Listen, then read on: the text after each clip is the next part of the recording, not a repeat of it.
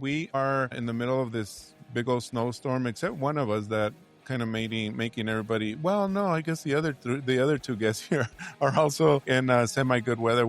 I just came back from Cabo, being on vacation all last week, and we got back to El Paso with snow, and I'm kind of like wondering I should just stay there and recorded this episode. But anyway, we have a couple of guests here. Andy will be joining us here in a little bit. He's running a little behind. Maybe he's shoveling snow from his driveway or something. I don't know what he's doing, but it is just for reference. And I guess this one is not going to hit too much on laws, rules, and regulations as far as anything that might come out that might affect it. But you never know. But just in case, it is January 27th, and we are airing this, on a later date. So just in case anybody says that's not the way the regulation is, and you'll know why. So if something comes up between now and the time we air, but on our show we have a return guest from DocUnlock. I was at a networking event here in El Paso this past December that they hosted for the brokers here in El Paso, where they presented and talked about their solution with regards to automating the entry writing process. So it was a really good, that's kind of like the first time I actually really got to see the under the hood, let's call it, the details of the product. Because the last time that we met, we were at a conference at NCBFAA, and of course, we didn't really have the opportunity to do that because we were usually running around and recording other segments and stuff like that. But we do have the two founders. We have Ned and Sep, and we also have Jack, who I would say is a founding employee. When you're early on in a company, I think that's what they call you. I'm not much of a Silicon Valley startup person, but I try to keep up. But I think that's more or less what they call them. But Jack is the lead sales for the company, all in different places, and Ned are in San Francisco in the Bay Area, and Jack is enjoying the beautiful weather in Florida. So, but welcome, guys, welcome back to our show, and so glad to have you guys here. Thank you. Yeah, thank you very much, Lalo. It's awesome to get to spend time with you guys again. Awesome. Well, thank you guys. So let me, I guess, just start up here, and let's benchmark or level set a little bit. We talked to you all, I would say, a good 6, 7, 8 months ago. Any major milestones, changes? I know it's a stupid question to ask in AI and in IT. When I used to write software, I remember from one week to the next. I mean, if you ask me, we have another release, And so anyway, but what's new? What's going on? Anything that is trending in the industry that you have had to catch up with, besides all these crazy tariff changes that we've had, and you having to manage to keep up with coding that. Yeah, I would say the industry is all in a very similar bucket right now, chasing after CSMS messages and making sure that they're keeping up to date with all of the latest changes. But Lalo, I think we're really excited to chat with you in this case, I think in a little bit more depth around what we've seen out in the field, automating entries for customs brokers. So I think this has been, kind of a buzzy topic for a long time. CBP is using AI, brokers are using AI. A lot of folks in the logistics space understand that there are opportunities to use technology like this. But I think that conversation often stops there. Should we use it? Can we use it? What is the sort of benefit? And what we want to get into today, I think, is a little bit of what we've seen since the last time we've spoken out in the field with folks that are doing this in real life, with the benefits, the drawbacks, the places that you need to be careful, the places that you can really lean in and generate a lot of benefit for customers. And a couple of things have happened, I think, since the last time we spoke. DocUnlock has begun providing products for audit, allowing folks to make sure the entries were prepared according to the SOPs that they use internally and according to the proper rules at the time.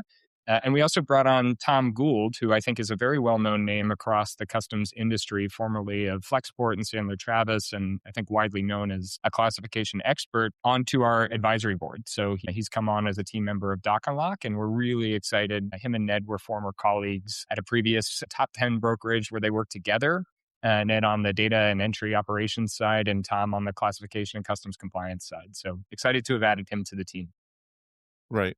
Right. Yeah. So that is a good acquisition. I think you did tell me back in December that Tom has come on board, which is really cool. So Sep, you're the brains behind the technology there. So any we didn't get to talk to you last time. Any any innovations or things that you are seeing in the industry that you have seen that you need to keep up with here with automating all this process? I appreciate you calling me the brains behind the technology. I don't think I would take the credit for that. I would say that, a lot of this is inspired by some of Ned's most painful experiences Right. that he kind of encountered when he was building a team, basically doing this exact kind of work, the operations of a customs brokerage within a very large entity that was a brokerage in Forder. From there, today, I think one of the things that we are most excited about that is something that we're now doing for our customers and something that we're kind of building for the sort of horizon is the auditing product that Jack mentioned. So, where the company started was really automating entry writing and helping to produce filings that are sort of ready to be filed by brokers. But what we've been asked to do more and more recently is to actually kind of compare previous filings to audit them and help with compliance. And so that's something that we're particularly excited about moving forward as well. Cool. So really last question here, just to round up the three guests. Ned, let me ask you this, and then we can get into just like talking about the industry and all that. But as far as when you did start this company, and just so everybody knows, Ned did help onboard, train, and just bring on lots of entry writers from the aforementioned top 10 freight forwarder broker business in the world, right? And but anyway, he onboarded like well over 400 entry writers in his career there with that company. That's and again, I no disrespect. I know that this came from your thought process. I meant Sep was more like the techie guy, So no offense, but anyway. But Ned, like going into this, when you started this and started thinking about this and you all talked to me about the brainchild behind this and being thinking about this, you and Sep. What do you feel like? Like, are you still like on that trajectory or that path? I mean, Sep kind of alluded to, having to answer to different things. Like, how is that compared to when you first started, like now? You know what I'm saying? It's a great question. Yeah. So thank you for that. Yeah. So in my past life, ran a very large entry write team and was also responsible there, I'll mention, for the document technology strategy. So how do we have this gigantic team of people doing these things? Is there anything else that we can get to spare these folks the pain of doing data entry? And we scoured the earth, this is now 3+ years ago, for the best solutions out there. We just really didn't find that any of them worked out. So there was plenty of stuff. There were a lot of things that's looked at digitizing documents for customs, but also for freight forwarding and maybe for insurance and more dental invoices or whatever.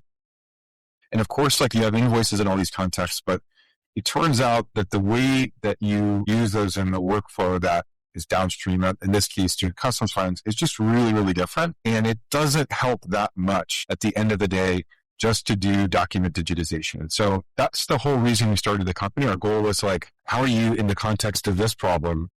Again, spare, if we have 400 people doing data entry, how do we, 100% of the time or nearly, like, how do we get that down to 50%, 20%? And I would say what's happened since we started the company is just through the success that we've seen with our clients, our ambition has grown in terms of, how much of the problem that we can solve for them. First with 751s, but then we've now expanded that to do other filing types that, people frequently do in customs, whether it's in bonds or ISFs or other things, as well as Sep just mentioned, taking on other parts of the workflow that they might do. So if your entry is done with somebody else and you want to audit whether it was done right, especially now as we've got these really difficult 232 considerations to make where you're needing to split lines and maybe that information is arriving at a different time, we can help you guarantee that the way that you originally filed the entry was right and spare yourselves the pain of having to do PSCs or things like that. So yeah, that's to sort of summarize. I'd just say, given the experiences we've been able to live with our earlier clients, we've just kind of gotten, more ambitious about what we can help them with in terms of the variety, but also the depth of it. We've been able to find that we're not just doing 50% or 20%, we're closer to 100% of many of these entries for them in terms of those man hours spent. Yeah. Awesome. Okay, and we now have Andy. Andy, I was joking around that you were out shoveling snow in your driveway. That's why actually, you were milking. It's actually, I do have 6.5 inches that we got. And on top of that, then it came in with some sleet. So there's an ice cap over it. And I've got to travel today. So I've got to dig my truck out of this mess. So you weren't far off. So my apologies.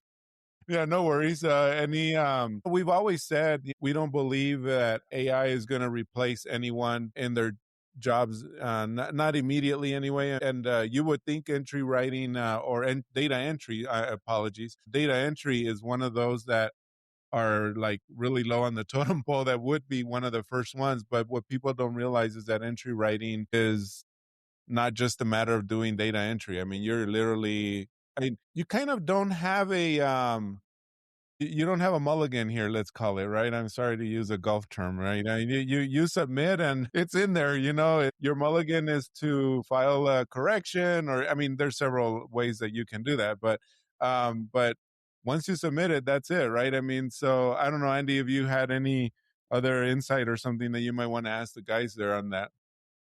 Yeah, well, I will say that the one thing about any AI system, it is data intensive. So one of the questions would come into play is we're talking through this. I mean, the old adage is, garbage in is garbage out. So the data for our listeners, I mean, anytime you're looking at a database, you're looking at an individual transaction, you've got to have good, clean data. And if you do, then, you can expect good, clean results from that.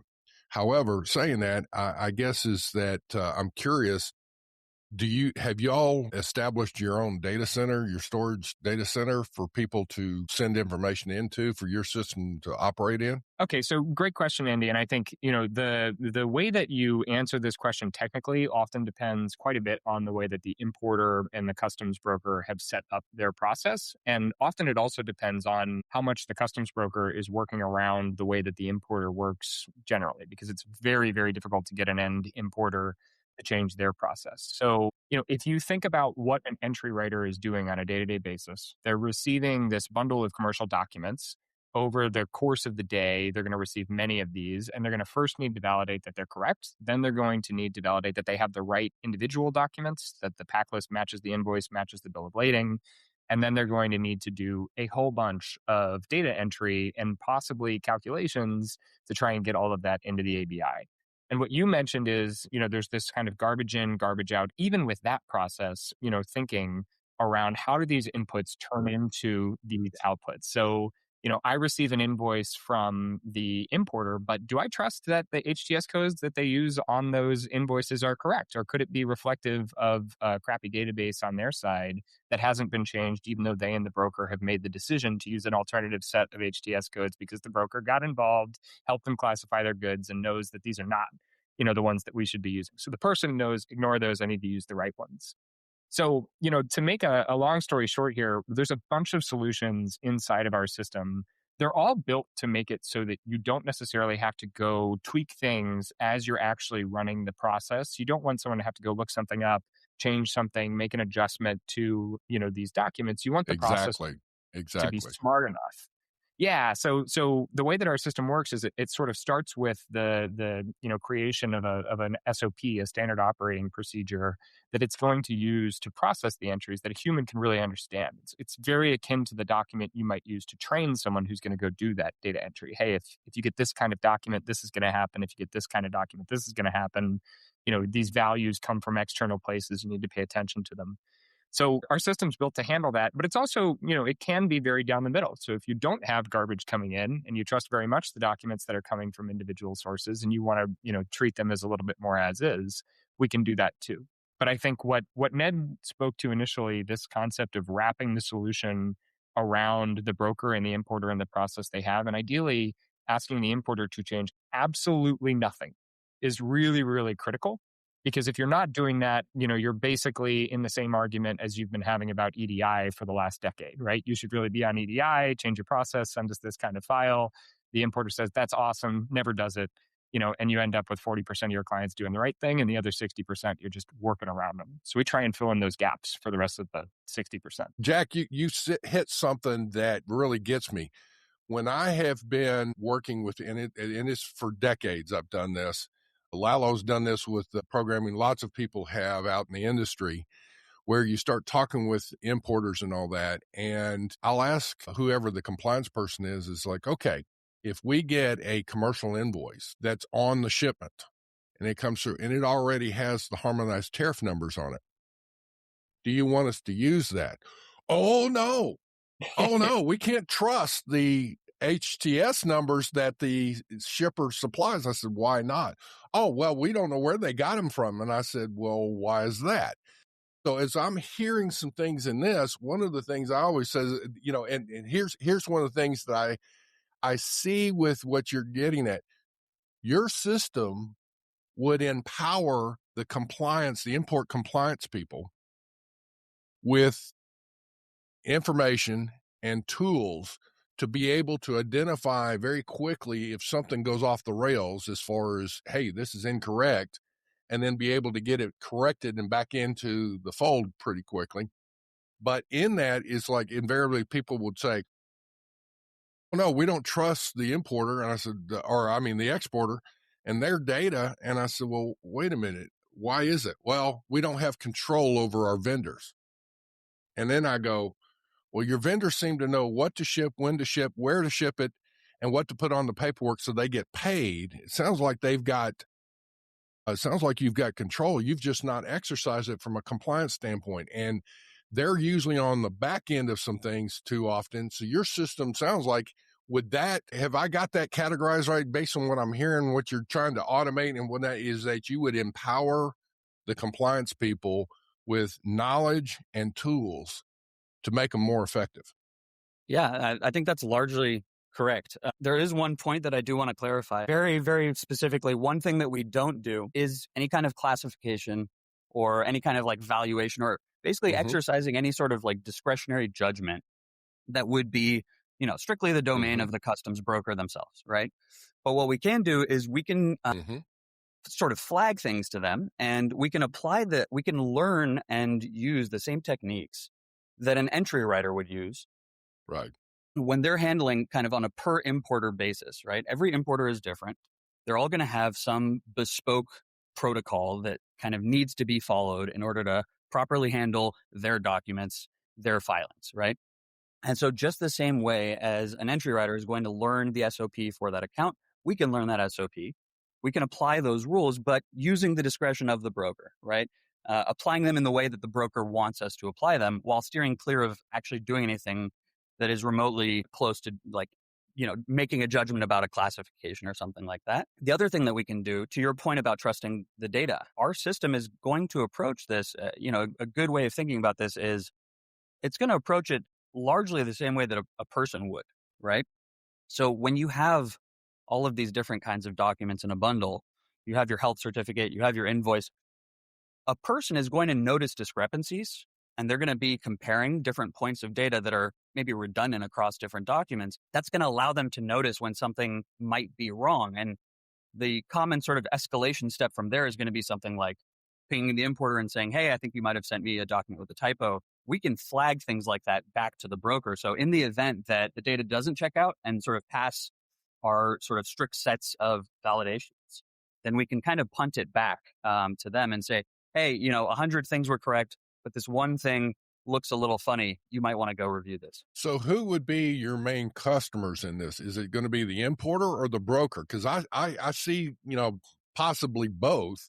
And I also see the scenario here where your system and process, from the sound of it, could make a broker's staff so much more productive in the overall processing of things. And again, identifying the exceptions and getting those resolved quickly with the importer. Is your main customer going to be now brokerage firms or importers?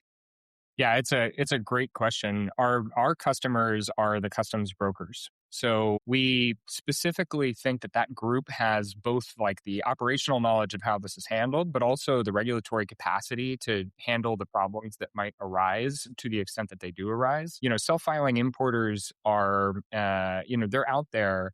But at the end of the day, the brokers that, handle thousands and thousands of shipments on a monthly basis are the ones that are dealing with this problem in its biggest form. And I think that's actually a pretty good bridge to talk about when you can or shouldn't automate an importer's business. Because even within those customs brokers, you've got a decision to make between who are your growth clients, who are your big steady state clients, where is the SOP established, where do we still have even billable opportunities to help them improve their process with things like classification consulting, FDA consulting.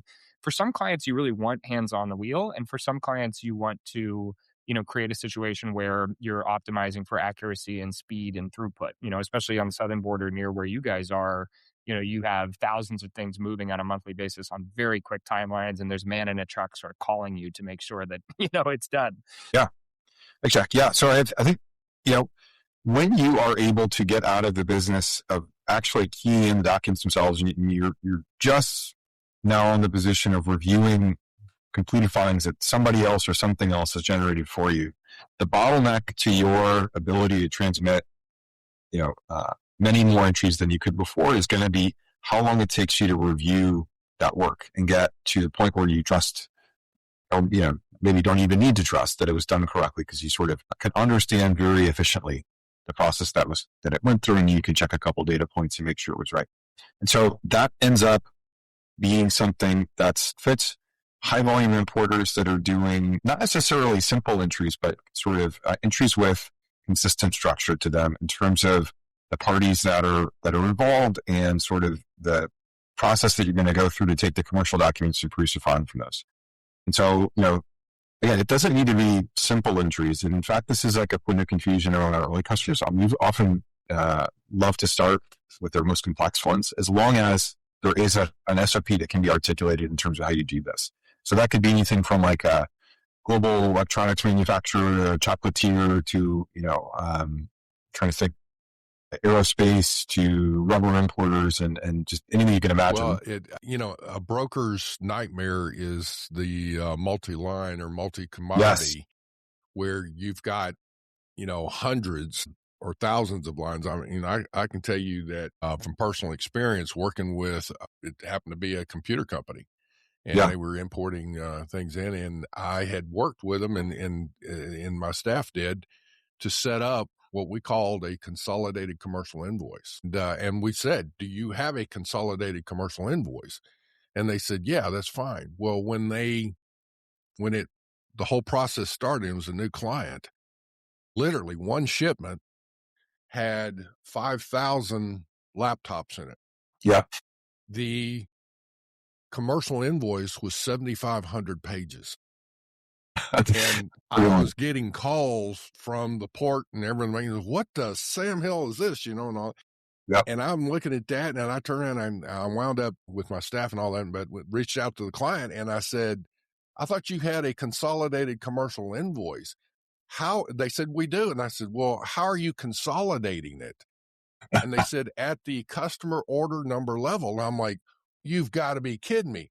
One laptop case, one mouse, one keyboard, one this, in one order. And I mean, it literally 7,500. Yeah. I said, why are you doing that? Because that's how our accounting department needed it. I said, wait a minute. We only need to know how many laptops you got and consolidate them up, and how many. And literally, when we got through finally getting over this nightmare, it was one that I think it was a 3-page commercial invoice versus 7,500 pages. So in this kind of scenario, with what you're talking, the complexity, there are a lot of customers that they will generate things, and they're not looking at it from an entry processing perspective. So if the data is digital and it's transmitted in through the system, would your system be able to then to take that line item detail at the individual order number level, pull all of that together, and then be able to summarize that up and say, okay, we have maybe 10 lines for the entry. Quantity may be high, all that. So talk about that a little bit. Yeah, I'm real glad you brought that up. So I think each of those kinds of cases that you just went through are like prime examples of where the software can be life-saving. So that sounds pretty painful. I remember in my past life, there was like a company that we worked with importing entire kitchens from Italy. And it was a similar thing where you had hundreds of pages, right? And so at the time, there wasn't anything powerful enough to go through these. Now we do that for breakfast every day. And it is really where somebody's life could be spared in terms of the pinging of all of this on your team, just getting what you need. And you talked about so it might only be 5 or 10 HTS codes, manufacturing facilities, countries of origin in that document. And we can summarize it so that the entry that's produced is 10 lines long, not 7,500, right? And that's a great example. Anytime you're splitting lines due to the 232, lots of PGAs, other things like that are often where people get the most bang for the buck. Out of fairness, I mean, that's kind of, anytime you have some consistency and structure to the SOP that you're using to generate these filings, I think our solution is great. Out of fairness, instances where it's not as good of a fit, we did talk to one broker out of Las Vegas who was importing live animals like Bengal tigers and things like that. At every entry, or it could be caviar, things for parties or high rollers, and every entry was a totally new adventure, right? Where there's really nothing to go on versus what I'd done before. And then while we can do those, that individual is going to spend a lot of time making sure that every single one of them is correct, because there's no kind of consistency from one to the next. So that's where I go back to the bottleneck is really your time giving your user acceptance of our work. And anytime that there's consistency from one to the next, that can be very efficient. And that's where we like to focus. Do you guys see that to your point, Ned, I guess, with the brokers and the scenario that Andy gave, the process itself, a human doing that, obviously requires a lot of phone calls, like Andy mentioned, trying to get that from 7,500 to, a small handful of pages and all that. I don't know. I could see how a broker can be skeptic and say, yeah, right, you're going to be able to do that on the software. And do you see still a lot of pushback from brokers? Like, there's no way you're going to be able to do this. I mean, a human is the only one that can figure this out, or, that kind of, are you still seeing pushback and skepticism? Of course, it makes sense. Like, sorry to cut you off. I mean, I having been in the shoes of our customers, this certainly wasn't possible when we started the company, and I would have a lot of skepticism. But maybe, I don't know, Jack or Sep, if it makes sense for you guys to walk through how we prove it. Yeah, I mean, I think the biggest thing for us, certainly people have a healthy skepticism at first. I think for the last 5 years, probably a lot of these brokers have been getting, outbound emails and phone calls from various software companies who purport to have some amazing futuristic technology that can come and solve all their problems. And obviously that hasn't been the case for a very long time. The biggest thing that we do in order to sort of assuage those concerns, which again are very reasonable, is we basically want to just get them using the product. So, the number one thing that we do is we run pilots with our customers, and we do this for free. We set up sort of a structured period of time where you can actually send us your documents. We sign an NDA so that, everything is sort of secure and protected from a legal standpoint. And then we go ahead and actually turn those documents into filings. We deposit them directly into your ABI system. And then we sit there and we review and we go through rounds of feedback with your team. The pilot and proving it is sort of like the crux of the answer there. Yeah, I think we also hear from a lot of our prospects that there's just no way that they can believe that something may or may not be happening. We try to show videos of interviews with folks who we've done this with before. I think it was much harder getting started than it is continuing. To show someone that you've done something akin to what they're doing with another broker is really powerful. The pilot program is an opportunity for them to see that the solution works and that it works on their documents. And then I do think there's also a huge amount of value just to being a team that comes from this expertise in particular. If you're talking to a software vendor that also scans dentists' invoices, and Ned gave that example earlier, or they also do some form of, automated journal entry creation from accounting style documents, like, again, invoices, things that you do see in a customs broker's workflow. The minute you see that a vendor is doing both, you can sort of assume that the relative level of depth of either is going to be problematic. And I think when folks realize that they're talking to a team that comes from entry writing operations, comes from the actual process of doing this. And the product was built because of the limitations of the other platforms that exist. I think that helps a lot. But, we often have folks asking if the members of our team are literally customs brokers. And I think that it really does help to build confidence when you're as deep in the space as your customer is. And that's what we try.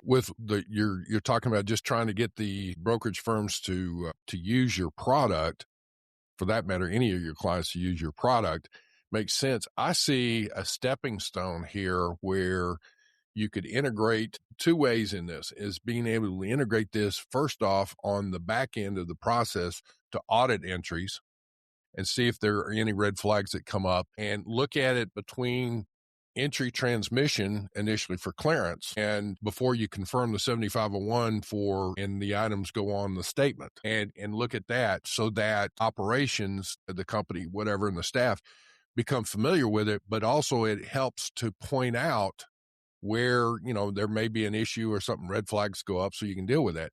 The second part I see is, even on that, is integrating this into the operations so that the staff, again, I see a great opportunity here where it's going to flag a problem or red flag, if you will, just like what Sep said, is it's going to flag an issue earlier in the process so that the people with the expertise are able to look at that rather than doing the fundamental data entry and all that kind of stuff.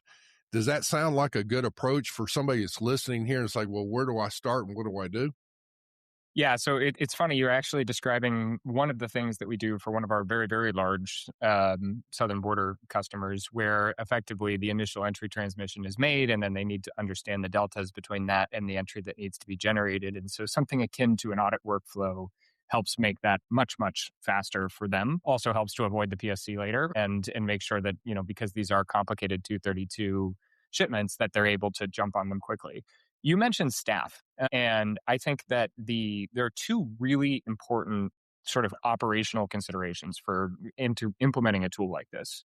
One is that it needs to ask as little of the staff as possible. So you just cannot have a giant change management operation across your entire entry writing team where everybody has to go learn how to use a bunch of new dashboards.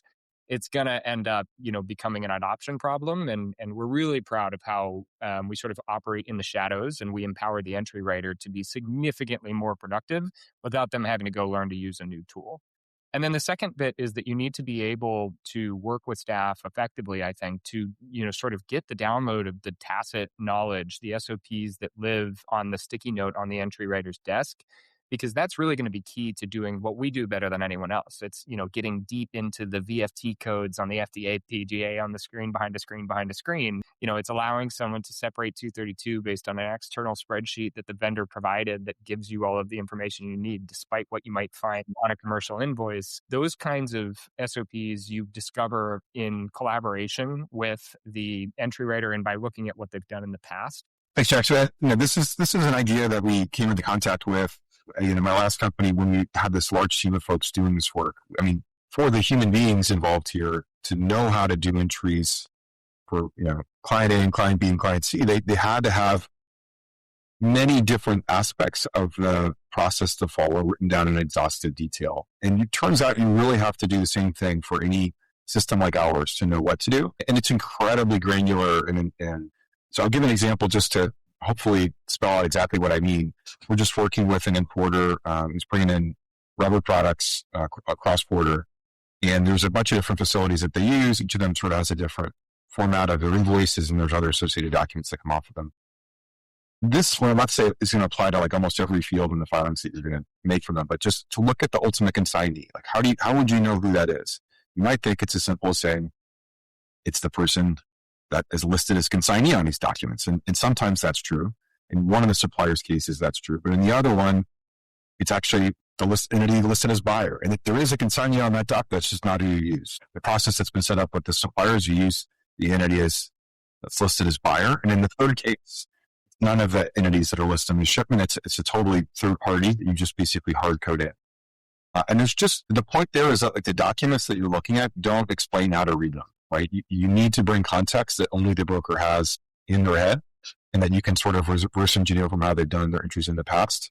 And if you're not doing that, you will not be declaring the ultimate consignee or many other fields correctly. And that's the level of detail that we go through. We only do that because of, having made many, many, many entries ourselves and just knowing that this is how it has to be done. I think the main thing that we feel really sets us apart from anything else. And just to throw one other thing in there, in most systems, you're not actually just putting what's pulled off a document. You need to go find like an entity ID from Descartes or Cartmell or whatever you're using. That has to be part of that. And again, that's not going to be under the documents. It needs to be sort of enriched. I need to enrich the document data with this information to get it all declared correctly. And so, there's just so many excruciatingly detailed problems to solve along the lines of what I was just going through that are, what we spent the last few years building. I think this is exactly touching on what we were talking about earlier. This is the kind of stuff that you're only going to know that you need to solve for if you've been in this space, if you have a considerable number of years of like being in the domain, doing the actual work. And that's just something that, if you're a software company that specializes in just extracting data from documents, you're not even going to know that you don't know about this level of like nuance that you need to be worried about if you're going to take a swing at solving, any significant fraction of the problem of like automating this entire workflow. Themselves can have an issue with it as well. I mean, what we often find, because we've built the tools to determine these kinds of processes very quickly, we can go look at what's been done in the past, and within a couple of hours, we can understand how an entry is going to need to be processed, even the most complex of entries. The next thing you usually do is go point that logic back at what's been done in the past. And even when a person has been doing it at a brokerage, you're going to find a significant number of, kind of uncaught errors where something was not done the way that it needed to be done. And I think that's also a big trust building moment when we do that, to say, hey, here are the opportunities you have to go look at previous entries based on the process that we now know. Here's how consistently it's been applied in the past. Well, it's something as simple as even like the country of manufacture could be, it's somebody keys in SA for South Africa, and turns out SA is for Saudi Arabia. And XO is the for South Africa. He's like, wait a minute, I didn't ever thought. And hopefully your system would catch some of that. So, Lalo, you had a question or a statement there. No, we do really appreciate you coming on the show. If you have any fun stuff, I guess one thing I do want to say, if you all want to catch these three guys live and in person, we will be at a NCBFAA annual conference in San Antonio, and both the podcast, the Global Training Center, and these folks here, Jack, Sep, and Ned from DocUnlock. But other than that, anything else you guys may need to or would like to throw out there? No, we would be excited to see everybody at NCBFAA here coming up in April. I know that is, the most fun we get to have all year is catching up with the industry and hearing about how everybody's keeping up. We'll spend some time, I think, with a couple of the local brokerage associations in the meantime. So, to the extent that anybody has any interest in us coming out to chat in person with folks like the El Paso Association, we spend a lot of time in Laredo, Miami, and many others.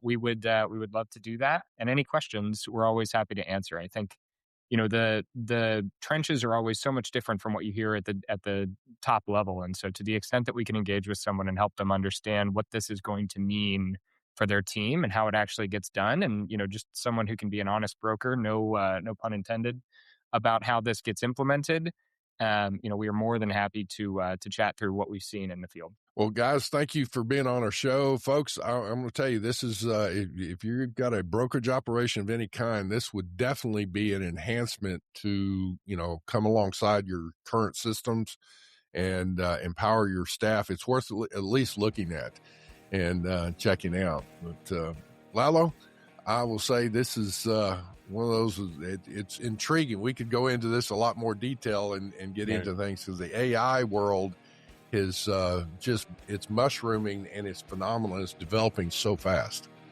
It is. But yeah, well, we'll continue to invite guests like this and continue the conversation. But thank you all, like we said before, and good luck. Thank you very much. Folks, have a great day.